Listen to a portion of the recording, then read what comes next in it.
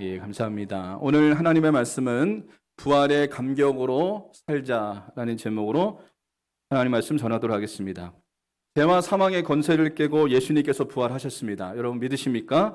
예, 부활절 예배에 나오신 여러분들에게 부활의 소망과 생명으로 충만하시기를 예수님의 이름으로 간절히 소망합니다. 일본의 내촌 감삼이라고 하는 신학자가 있습니다. 이분이 이런 얘기를 했어요. 삶은 아름답지만 죽음은 삶보다 더 아름답다. 삶은 죽음을 위한 것이다. 아름답게 죽는 자가 삶을 온전히 산 자이다. 생애의 승패도 최후의 순간에 결정된다. 라고 이 사람이 이렇게 얘기를 했습니다. 어떻게 이 사람이 죽음은 아름답다. 그리고 우리의 삶이 죽음을 위한 것이다. 이렇게 얘기했을까요? 이분이 예수님을 믿었기 때문에 그렇습니다. 죽음 뒤에 부활이 있다는 것을 믿었기 때문에 천국의 소망이 있었기 때문에 이 죽음에 대해서 이렇게 표현할 수 있었던 것을 여러분 살펴볼 수가 있다는 거예요.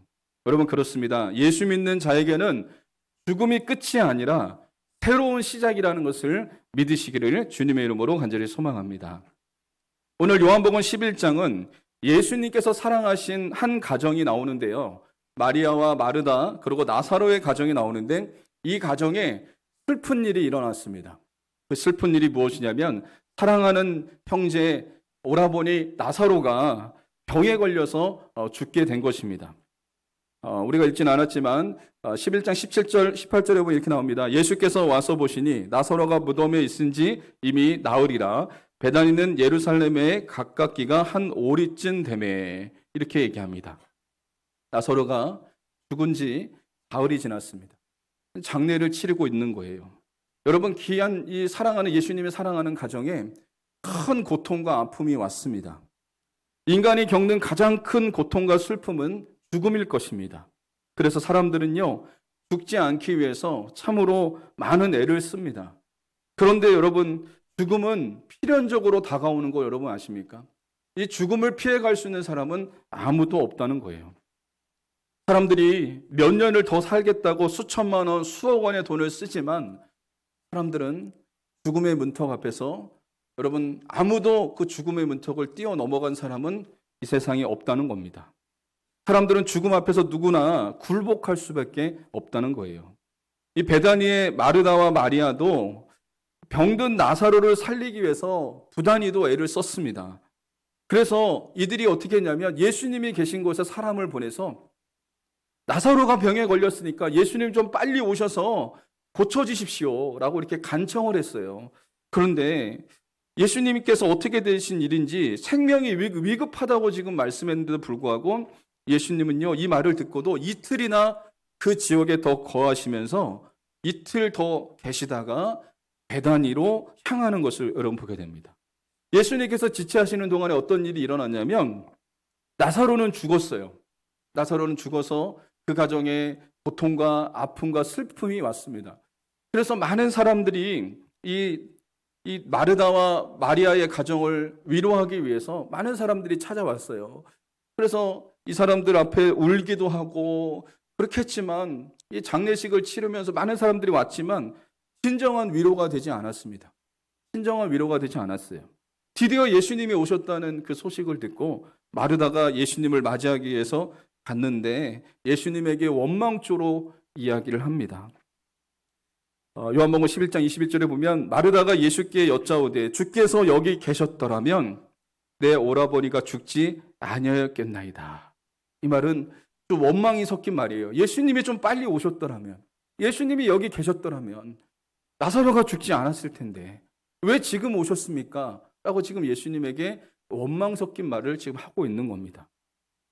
그러면서 마르다가 계속해서 얘기합니다. 11장 22절에서 23절에 보면 그러나 나는 이제라도 주께서 무엇이든지 하나님께 구하시는 것을 하나님이 주실 줄을 아나이다. 예수께서 이르시되 내 오라버니가 다시 살아나리라. 여러분 이 말씀을 통해서 마르다가 어떤 신앙을 가졌는지를 우리가 좀 살펴볼 수 있는데요. 마르다는 먼저 예수님이 죽음의 권세를 다스릴 수 있는 분이시라는 것을 이 마르다는 믿었던 거예요. 죽음이 하나님의 손에 있음을 이 마르다는 믿었던 겁니다. 어떤 말씀을 믿었냐면 신명기 32장 39절에 보면 이 말씀이 나옵니다. 이제 나 곧 내가 그인 줄 알라. 나 외에는 신이 없도다. 나는 죽이기도 하며 살리기도 하며 상하게도 하며 낫게도 하나니 내 손에서 능히 빼앗을 자가 없도다. 하나님은요, 죽이기도 하고 살리기도 하시고 하나님은 그런 분이시라는 것을 마르다가 믿은 거예요. 마르다는 죽은 자를 예수님께서 살리실 수 있음을 믿었습니다. 또한 어떤 믿음이 있었냐면 마지막 날에 부활을 믿었습니다. 이 사람이 부활의 믿음을 갖고 있었습니다. 그런데 이 마르다의 신앙 고백도 참 중요한데 놀라운 것은 예수님께서는요, 이 사실을, 이 놀라운 부활의 실제적인 사실을 그들 앞에서 보여주셨습니다.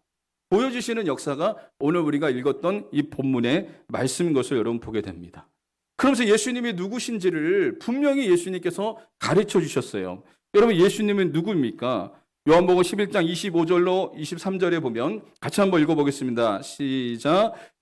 부활이요 생명이니 나를 믿는 자는 죽어도 살겠고 무릇 살아서 나를 믿는 자는 영원히 죽지 아니하니니 이것을 내가 믿느냐. 여러분, 이 말씀은 뭐라고 얘기합니까? 예수님은 이렇게 자기를 소개하고 있습니다. 나는 부활이다. 예수님은요, 부활이십니다. 부활. 예수님은 죽음에서 다시 살아나셔서 부활하셨습니다. 십자가에서 죽으시고 3일 만에 예수님은 다시 부활하심으로 자신이 부활이심을 증명해 보이신 분이 바로 예수님이십니다. 여러분, 이 세상을 통치하고 호령했던 왕들도 죽음의 문턱에서 다 무너졌습니다. 또 이 세상의 권력자들도 죽음 앞에서 무기력했습니다. 그리고 이 세상에 아무리 돈을 많이 가지고 있는 사람들도 죽음 앞에서 다 무너졌습니다. 그러나 예수님은요, 죽음을 이기셨어요. 죽음을 이기신 분이 누구냐? 예수님이십니다. 예수님은 죽은 지 3일 만에 부활하셨어요. 그리고 예수님께서 인간에게 부활이라고 하는 상상할 수 없는 선물을 주셨는데 그 부활의 있음을 알리시기 위해서 죽은 나사로를 예수님께서 살리시는 역사가 일어났습니다. 여러분, 이 마르다는 부활의 믿음이 있었어요. 부활의 믿음. 마지막 날에 주님이 살리실 것을 믿습니다. 그냥 그 부활의 믿음이 막연했다면 예수님께서 눈앞에서 그의 오라버니 나사로를 살리심으로 부활이 실제적인 사건이라는 것을 눈으로 목도하게 하는 놀라운 역사가 여러분 일어났습니다.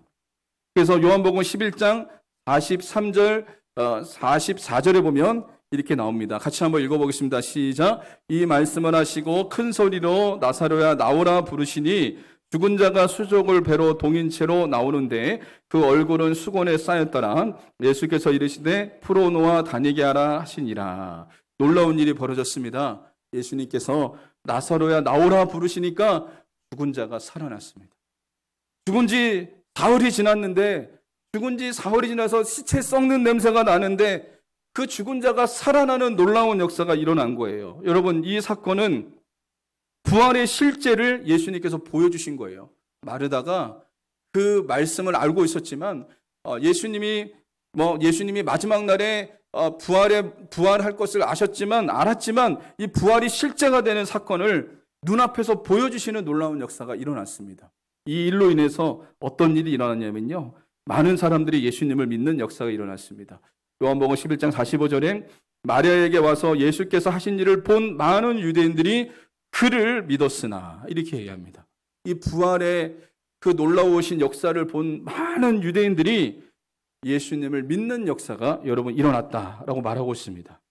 여러분, 부활은 실제입니다. 죽은 자가 다시 살아날 수 있다면 그보다 더 큰 기쁨이 어디 있겠습니까? 여러분, 이것은 감격이고 축복입니다. 그러므로 예수님은 부활이십니다. 부활. 여러분, 그러므로 저와 여러분들이 부활의 소망을 가지고 이 믿음을 가지고 살아가는 저와 여러분들이 되시기를 주님의 이름으로 간절히 소망합니다. 예수님은 생명이십니다. 나사로의 누이들이 예수님께 나사로의 병의 깊음을 알고 예수님을 이렇게 초청했어요. 근데 예수님이 빨리 가지 않았습니다. 빨리 가지 아니하시고 이틀을 더 유하시고 나중에 가셨어요. 그리고 나사로가 죽었습니다. 예수님은 나사로의 죽음을 아셨어요. 그리고 이렇게 얘기했습니다. 예수님은 나사로의 죽음을 알고 뭐라고 얘기했냐면 이렇게 말씀하셨습니다. 요한복음 11장 11절에 보면 이 말씀을 하신 후에 또 이르시되 우리 친구 나사로가 잠들었도다. 그러나 내가 깨우러 가노라. 예수님은요, 죽음에 대해서 뭐라고 얘기한지 아십니까? 잠들었다. 잠들었다. 내가 깨우러 간다. 이렇게 예수님께서 말씀하셨어요. 여러분, 죽음을 잠들었다고 말씀하시는 주님께서 다시 살리시는 것은 너무나 당연한 일입니다. 예수님은 생명이시기 때문에 죽은 나사로를 살리시는 놀라운 역사가 여러분 일어난 것을 성경을 통해서 우리는 살펴볼 수가 있다는 겁니다. 여러분, 이 사건은요, 실제적인 사건입니다. 죽은 나사로를 예수님께서 살리시는 놀라운 역사가 여러분 일어난 것입니다. 예수님께서 십자가에서 죽으시고 부활하심으로 어떤 역사가 일어나냐면 잠자는 자들의 첫 열매가 되셨다고 말씀하고 있습니다. 고린도전서 15장 20절에 같이 한번 읽어보겠습니다. 시작. 그러나 이제 그리스도께서 죽은 자 가운데서 다시 살아나사 잠자는 자들의 첫 열매가 되셨다. 여기 잠자는 자들이 나오죠. 이 잠자는 자들은 누구냐면 바로 죽은 자들입니다. 예수님께서 사망 권세를 깨고 부활하심으로 부활의 첫 열매가 여러분 되셨다는 겁니다. 부활의 첫 열매가 되신 예수님 때문에 우리도 다시 부활할 것을 믿으시기를 주님의 이름으로 간절히 소망합니다. 여러분, 우리가 예수님의 부활의 첫 열매가 되신 것처럼 그 열매로 인해서 우리도 죽어도 다시 부활하는 놀라운 역사가 일어난다는 것을 말씀해 주고 있습니다. 그래서 예수님은요, 이렇게 말씀하셨어요. 생명이시기 때문에 요한복음 11장 25절 26절에 다시 보면 이렇게 얘기합니다. 나를 믿는 자는 죽어도 살겠고 무릇 살아서 나를 믿는 자는 영원히 죽지 아니하리니. 이렇게 얘기합니다. 예수님은 생명이시기 때문에 그분은 믿는 자는 죽어도 살고요. 그분을 믿는 자는 영원히 죽지 않는 역사가 일어날 것이다 라고 예수님께서 말씀하고 있습니다. 또 예수님은 자신을 뭐라고 소개하고 있냐면 요한복음 14장 6절에 같이 한번 읽어보겠습니다. 시작. 예수께서 내가 곧 길이요 진리요 생명이니 나로 말미암지 않고는 아버지께로 올 자가 없느니라. 예수님은 생명이 되신다 라고 분명히 말씀하고 계십니다. 생명이 되신 예수님으로 말미암아 우리는 부활의 생명을 얻어서 다시 사는 역사가 일어날 것을 믿으시는 저와 여러분들이 되시기를 주님의 이름으로 간절히 소망합니다. 그렇습니다. 예수님은 생명이 되십니다.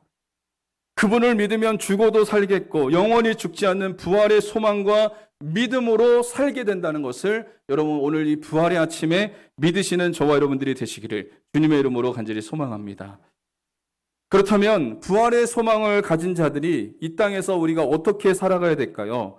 세 가지로 제가 말씀드리겠습니다. 여러분 잘 기억하고요. 여러분에게 부활의 믿음이 있고 부활의 소망이 있습니까? 그렇다면 이 땅에서 이와 같은 삶을 사시기를 주님의 이름으로 간절히 소망합니다. 첫 번째, 예수님의 재림을 사모하는 자가 여러분 되어야 됩니다. 예수님이 재림하실 때 어떤 일이 일어나냐면 부활의 역사가 일어날 거예요. 먼저 죽은 자들이 다시 살아나게 될 것입니다. 이게 부활의 순서입니다. 그러고 난 다음에 우리가 살아있을 때 예수님이 오신다면 우리 자신이 부활의 신령한 몸으로 변화되어지는 역사가 여러분 일어날 거예요. 고린도전서 15장 52절 같이 한번 읽겠습니다. 시작. 나팔 소리가 나매 죽은 자들이 썩지 아니할 것으로 다시 살아나고 우리도 변화되리라. 예수님이 다시 오시면 어떤 역사가 일어나냐면 먼저 우리보다 앞서서 죽은 자들, 앞서서 죽은 믿음의 선진들, 여러분이 사랑하는 가족들, 예수님을 믿어서 먼저 앞서가신 분들, 그분들이 먼저 부활하는 역사가 일어날 것입니다. 그들이 먼저 부활하고 그들이 부활의 몸으로 다시 살아날 것이고 그러고 난 다음에 우리도 부활의 몸으로 변화되어지는 역사가 일어날 것을 말씀해 주고 있습니다. 그러므로 여러분, 우리는 어떤 사람들이 되냐면 예수님의 재림을 사모하는 자들이 되어야 됩니다. 예수님께서 이 땅에 다시 오시겠다고 하신 그 약속의 말씀을 믿고 그분이 오시면 우리가 부활의 몸을 입고 부활의 육체를 입을 것을 믿고 이 땅에서 여러분 살아가는 하나님의 사람들이 여러분 될 수 있어야 된다는 것입니다. 두 번째는 천국을 사모해야 합니다. 예수님의 재림 이후에 어떤 일이 일어날 것이냐? 부활한 사람들은 하나님께서 준비하신 영원한 집에 들어갈 것입니다. 요한복음 14장 1절로 3절에 보면 제가 읽어드리겠습니다. 너희는 마음에 근심하지 말라. 하나님을 믿으니 또 나를 믿으라. 내 아버지 집에 거할 것이 많도다. 그렇지 않으면 너희에게 일렀으리라. 내가 너희를 위하여 거처를 예비하러 가노니 가서 너희를 위하여 거처를 예비하면 내가 다시 와서 너희를 내게로 영접하여 나 있는 곳에 너희도 있게 하리라. 죽음 이후에 어떤 일이 일어날 것이냐? 죽음 이후에 우리는 부활의 몸을 입을 것이고 또 예수님께서 준비하신 영원한 집에 들어가는 역사가 일어날 것이다 라고 말씀하고 있습니다. 여러분, 이 사실을 모든 인생이 알아야 돼요. 바로 이 사실을 알려주기 위해서 예수님께서 부활하신 겁니다. 그리고 자신의 부활에 앞서서 나사로를 살리셨습니다. 나사로를 살리신 이유는 여러분, 그 죽음 앞에 애통해하는 그 사람들에게 부활의 소망을 갖게 하시는 역사가 여러분 일어난 것입니다. 여러분, 예수님이 십자가에 죽고 부활하시기 전에 나사로를 살리셨거든요. 이 사건은 무엇을 가르쳐주고 있냐면 지금 죽음으로 애통해하고 있는 자들에게 부활의 소망을 주신 사건이고 또 예수님이 십자가에서 죽으시고 사흘 만에 부활하신 그 사건은 여러분 죽음으로 애통해하고 있는 사람들에게 부활의 소망을 갖게 하시는 놀라운 사건이라는 것을 여러분 잊지 않는 하나님의 사람들이 되시기를 주님의 이름으로 간절히 소망합니다. 그러므로 여러분 우리가 어떤 삶을 살아야 되냐면 천국을 사모하는 하나님의 사람들이 될 수 있어야 됩니다. 예수님이 재림하시면 우리는 영원한 안식처에 영원한 주님이 거하시는 그곳에 우리가 들어가서 영원한 삶을 산다는 것을 영원한 안식을 누리는 역사가 일어난다는 것을 여러분 믿음으로 바라보는 하나님의 사람들이 되시기를 주님의 이름으로 간절히 소망합니다. 세 번째는 깨어있는 삶을 우리는 살아야 됩니다. 이것을 믿는다면 예수님의 재림을 믿고 부활의 소망을 갖고 있다면 이제는 우리는 어떤 믿음으로 살아가야 되냐면 깨어있는 믿음으로 우리가 살아가야 됩니다. 마태복음 24장 42절에 같이 한번 읽어보겠습니다. 시작. 그러므로 깨어있으라. 어느 날에 너희 주가 임하는지 너희가 알지 못함이라. 언제 주님이 오실지 알지 못하기 때문에 우리는 깨어있어야 됩니다. 누가복음 21장 36절에 같이 읽겠습니다. 시작. 이러므로 너희는 장차 올 일 모든 일을 능히 피하고 인자 앞에 서도록 항상 기도하며 깨어있으라. 예, 그렇습니다. 우리는 깨어있는 하나님의 사람들이 여러분 될 수 있어야 됩니다. 오늘 나사로의 이야기를 통해서 부활의 소망에 관해서 말씀을 드렸습니다. 여러분, 이 나사로는 죽은 지 나흘이 지났는데 이 사람이 살아났어요. 근데 미국의 작가 유진 오닐이라고 하는 사람이 나사로는 웃었다라고 하는 작품을 썼는데요. 이 작품이 좀 일리가 있더라고요. 일리가 있어요. 나사로가 죽은 지 나흘 동안 어디를 갔을까? 이 작품을 이 사람이 썼는데요. 한번 좀 일리가 있습니다. 한번 좀 들어보십시오. 나사로가 죽은 지 나흘 동안 어디 갔을까? 천국을 경험하지 않았을까? 이 사람이 이렇게 썼습니다. 이렇게 이 희극을 썼습니다. 그리고 이 나사로가 죽은 뒤에 다시 살아나고 난 다음에 세 가지가 변했다라고 이 사람이 이 희극을 썼습니다. 한번 잘 들어보십시오. 첫 번째는 돈에 대한 태도가 바뀌었답니다. 이 사람이 죽은 지 나흘 만에 다시 살아나고 난 다음에 천국을 경험하고 난 다음에 이 사람이 돈에 대한 태도가 바뀌었는데 그는 세상에서 살 때 많은 돈을 가지기를 원했습니다. 그러나 그 돈에 대한 생각이 바뀌었습니다. 돈에 대해서 이제 여유가 생겼습니다. 치사하게 돈을 벌려고 애쓰지 않았다는 겁니다. 이 사람은 정직하게 돈을 벌려고 했다는 겁니다. 또 두 번째는 세상 권세자들에 대한 태도가 바뀌었는데 당시에 로마의 권세 아래 있었거든요. 로마 권세 아래 티베리우스 황제가 행차할 때 보면 사람들이 그 사람 앞에 막 엎드려서 경배하고 환호하고 막 그랬습니다. 그런데 나사로는 한 골목에 서서 담담하게 그걸 바라봤다는 거예요. 옛날 같으면 세상의 권력을 부러워하고 그 높은 자리에 올라가고 싶은 그런 마음이 이 사람에게 있었는데 조금도 이것이 부러움이 없었다고 합니다. 또 세 번째는 죽음에 대한 태도가 이 사람이 달라졌는데 나사로는 기독교인이기 때문에 결국 황제 앞에서 죽음을 당했다고 합니다. 이 사람이 이렇게 썼어요. 희극에. 황제 앞에서 이 사람이 죽으면서 어떻게 죽어갔냐면 죽음까지도 여유롭게 받아들이는 그런 믿음이 이 사람에게 있었다 그래요. 어떻게 이런 일이 가능했냐면 이 사람이 작품으로 썼지만 그럴싸한 이야기이기 때문에 제가 말씀드립니다. 이 사람은 죽음에서 부활을 경험한 사람이기 때문에 세상 사람들이 그렇게 집착하는 돈과 명예에 집착하지 않았습니다. 또 죽음을 맞이할 때 공포와 불안에 떨었던 사람이 아니라 여유 있게 죽음을 맞이할 수 있었다 그래요. 여러분, 이것은 바로 부활의 믿음을 갖고 있는 사람들이 가져야 될 믿음이라는 것을 우리에게 보여주고 있습니다. 여러분, 부활의 소망을 갖고 있는 사람이 이 땅에서 어떻게 살아야 될까요? 너무 돈에 대해서 욕심을 부려서는 안 됩니다. 또 돈을 벌 때 여러분 가치 있게 그 돈을 벌어야지 그냥 악용하면서 남들에게 피해를 주면서 돈을 벌려고 해서는 안 된다는 겁니다. 욕심 부려서는 안 되는 거죠. 또 권력욕도 내려놔야 됩니다. 높은 자리에 올라가서 사람들에게 군림하고 이러려고 하는 마음도 내려놔야 된다는 겁니다. 더 중요한 것은 죽음을 맞이할 때 부활의 소망을 있는 사람은 담대하게 죽음을 맞이하는 그런 역사가 여러분 일어난다는 것입니다. 여러분, 그러므로 이 부활의 아침에 사망 권세를 깨뜨리고 부활하신 부활의 예수님, 그 예수님을 여러분 붙잡고 여러분 안에 부활의 믿음과 소망으로 충만한 하나님의 사람들이 될 수 있기를 주님의 이름으로 간절히 소망합니다. 그래서 부활의 믿음과 소망으로 충만하여서 이 땅에서 믿음으로, 소망으로, 또 사랑으로 살아가는 저와 여러분들이 될 수 있기를 주님의 이름으로 간절히 소망합니다.